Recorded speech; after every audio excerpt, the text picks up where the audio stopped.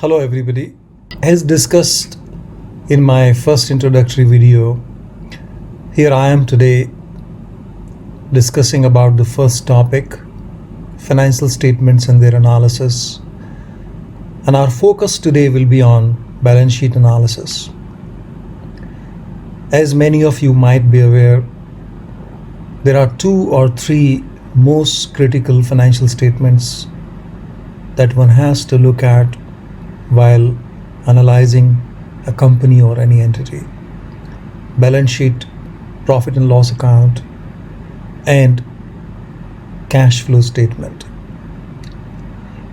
Balance sheet is prepared on a certain date. It could be end of a month, end of a quarter, end of a year, or any period. It could be any date on which balance sheet is prepared.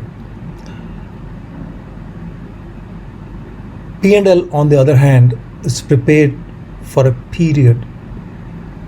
So it could be end of a year, end of a quarter, end of a month, or any other period. P&L measures performance for that period, while balance sheet provides the state of assets and liabilities of the company at the end of that period. Cash flow is similarly prepared for the period. If you were to look at the key differences, P&L measures operating performance for a certain period, and balance sheet provides what are the assets and liabilities of the company, and liabilities side includes equity, and I'll explain in a while why equity is provided on the same side as liabilities are. Sale of goods in that period, cost incurred to make these goods and other expenses form part of P&L. Balance sheet incorporates changes in borrowings, any repayment of loans during that period, any equity invested, and any increase in equity and retained earning as a result of performance of the company in that period. The balance sheet also has working capital like inventory, accounts receivable. It also has current liabilities like accounts payable and other expenses and taxes payable. If the companies have borrowings, the interest expenses payable on those borrowings form part of the P&L, and taxes on any income for that period are also part of the P&L. Cash flow summarizes activities on both sides: the operating activities, which incorporates the performance of the company, any movement in working capital. It could include any investment activities like purchase of assets or any investment in any other entities, borrowings that the company does, and so on. In a philosophical context, to understand the difference between balance sheet and P&L, the sheet in front of you provides you a good overview of how the two statements relate. So you see on the left side fixed assets, which is land, building, plant and machinery, equipment, and others as the case may be. And then there are other assets, cash and bank balances, accounts receivable, inventory, minus accounts payable. Now, combination of fixed assets and net working capital is the resource that a company has at its disposal. And when that resource is deployed, it starts cash conversion cycle of a business. You purchase raw material or use existing inventory, then you manufacture with the help of these raw materials the goods. There are salary and wages incurred, there are utility bills to be paid, there are other costs, and the company has the goods that it basically aims to manufacture. These goods are sold. There are customer credits company might extend. It also gets some supplier credit from its suppliers. There's a cash collection from customers. There are cash payments to the suppliers, and the cycle goes on. What this cycle does is, on the one hand, it basically will show in P&L how efficiently the company has used its resources, which will be reflected by the profit it earns, and what impact does that utilization of resources have on the balance sheet. And we will show you slowly how that cycle impacts the balance sheet. At this stage, it's important to touch upon some of the key accounting concepts. I'm not going into detail of other concepts, nor at this stage we are talking about accounting standards which also have impact on how P&L, balance sheet and cash flows are prepared. But few accounting principles are worth mentioning here. First of that is entity concept. A business entity is a person in itself. So we take example of any company here. The company is a person itself, and its shareholders are different. The shareholders put money to the business, and they have the last right to get anything out of it after paying for the employees, after paying for taxes, after paying the suppliers for the raw material and other expenses, after paying the lenders. Then any money is left out, they can get it as a dividend. And if the company is to be closed, the equity repayment can take place. Those are remote events, but that is precisely the reason equity is shown on the side of the liability. That's an amount that the entity owes to its shareholders. So the entity for which the business, for which the balance sheet is prepared, equity is a liability effectively. The matching concept is more relevant to profit and loss account, but worth mentioning here. When we prepare P&L for any period, the revenues and expenses have to match. So we basically describe in a particular P&L the revenue and the related expenses of that period. So we are talking about P&L for a year, then revenue and expenses are for that year. If it's for a month or quarter, then revenue and expenses will also be for month or quarter or for any other period. Third most important concept is going concern concept. When we prepare these accounts, the assumption is that this business will exist for eternity. Now, one of the most immediate point that comes out of this concept is fixed assets. Why certain items are fixed assets and why some other items are expenditure.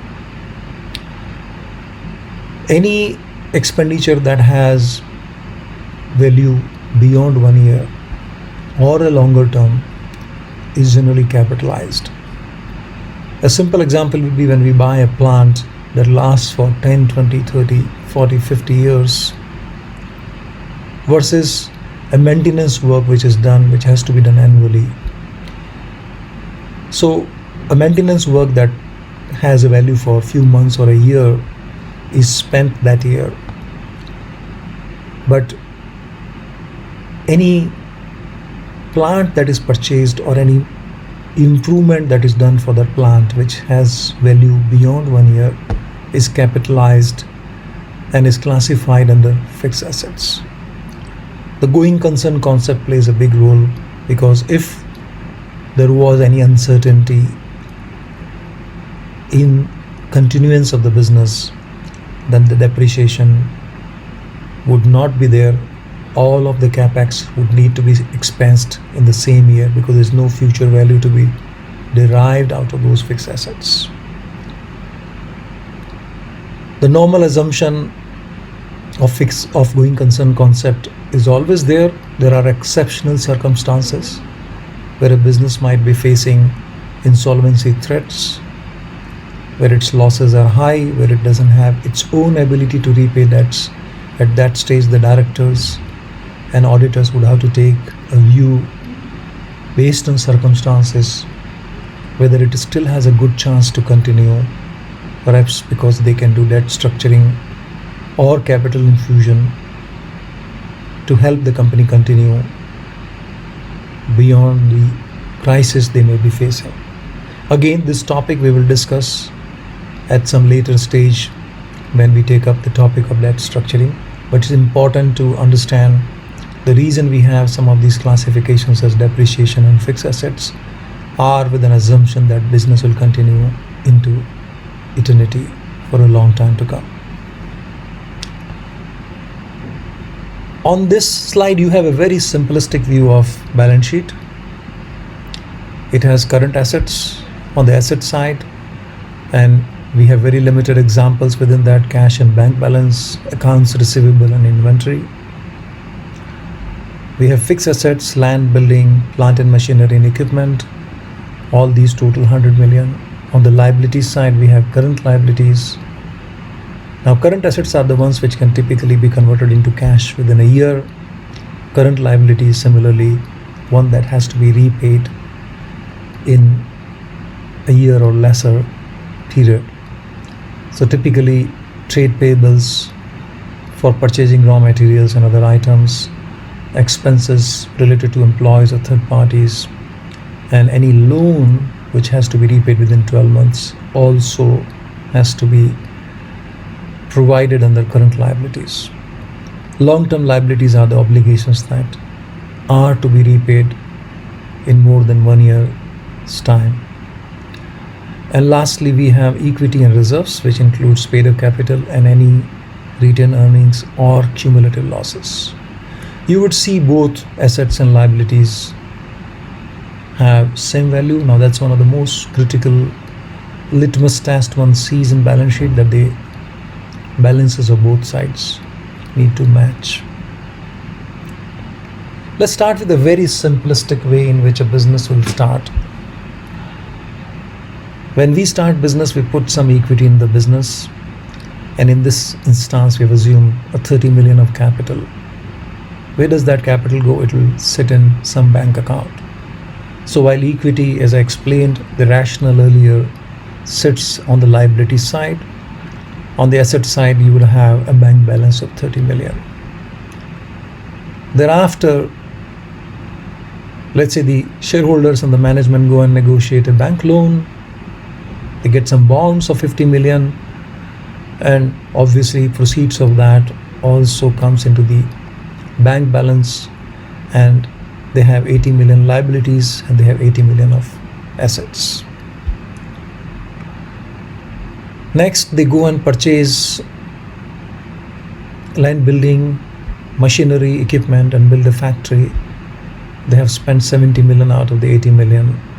So the change is now they have fixed assets of 70 million, but the cash balance is reduced to 10 million. Now, the business is nearly ready to operate. The last thing they do is to go and buy some raw material. They buy 9 million of raw material. They utilize 4 million cash and they get credit of 5 million. So it has a change in the total of the balance sheet, as you would see, 85 million from 80. Now the business is ready to operate. A year later, apparently the business has made 10 million profit, as we can see increase in retained earnings, but it has a receivables of 15 million. 15 million cash is consumed there because increase in profit has not increased cash, but it has increased accounts receivable. Part of the accounts receivable is financed by increase in accounts expenses payable. Accounts payable were already there. Now this dynamic is very important. Sometimes very successful companies face cash crunch because their cash is locked into working capital. There is another example. Instead of 10 million of profit, this business in the first year incurs a 10 million of loss. Now how is that funded? So you have actually much less receivables, but you have a much larger accounts payable to essentially fund this loss. You typically see here that receivables are 5 million instead of 15, and your accounts payable basically financing the loss because that has gone up to 15 million.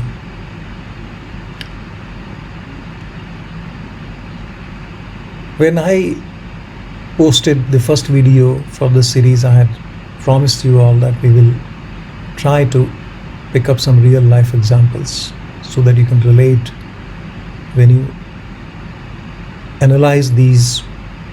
So here I have provided Samsung and Apple's balance sheets at the end of 2019 and 2018. Now there are few challenges you will see when you do comparison.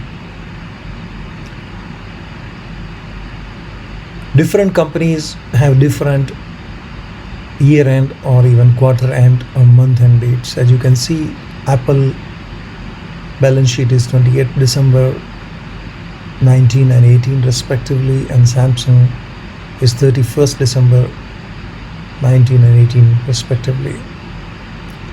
Samsung has presented its accounts in Korean won, which we have for simplicity's sake translated using an exchange rate of 1,220 won to $1.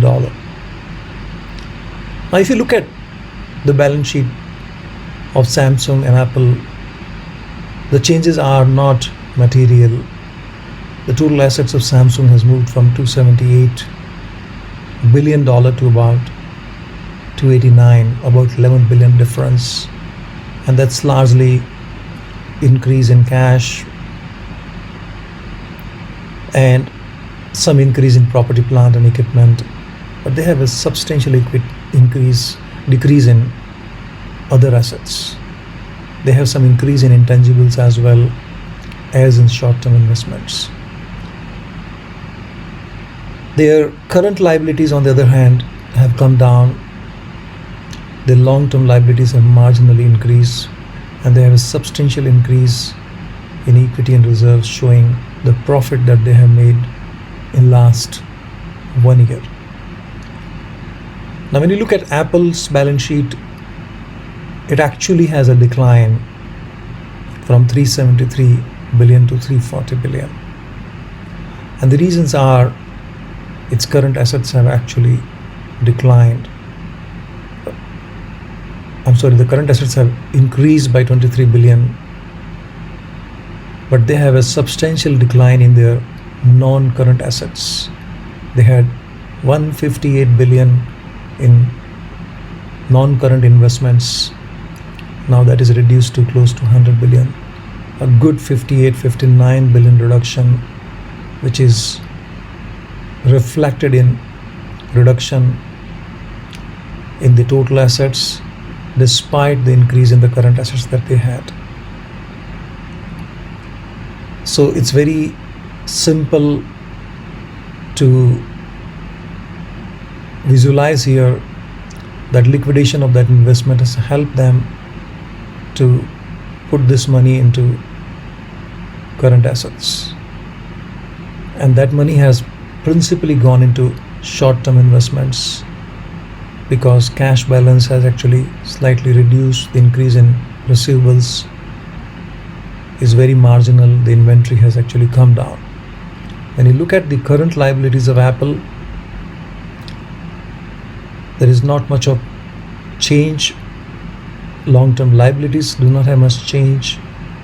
Their equity and reserves have actually come down,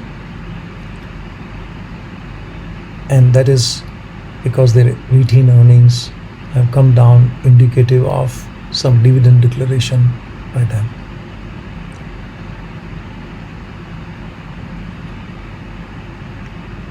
So if we were to summarize the key differences we see